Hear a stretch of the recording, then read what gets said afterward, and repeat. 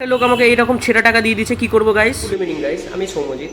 আমি আজকে তোমাদেরকে দেখাবো এই 100 টাকা কীভাবে চালাতে হয়। তোমরা চালাতে পারবে কি পারবে না সেটা তোমাদের উপর, কিন্তু আমাকে এটা চালাতেই হবে, কারণ এটা মানে খুবই একটা এসেন্সিয়াল টাকা, যে টাকাটা আমি ছেঁড়া পেয়েছি।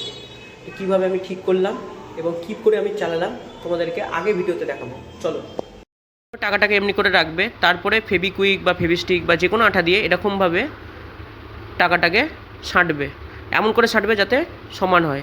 সমান হওয়ার পর 7 থেকে 10 মিনিট রাখবে এবং টাকাটা একদম নতুনের মতো পরিণত হবে। তোমরা দেখতেই পাচ্ছ হয়ে গেছে আমার কাজ।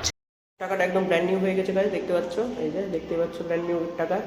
এবং এই টাকাটা তুমি যেখানে ইচ্ছা চালাতে পারবা, কেউ বুঝতেও পারবে না।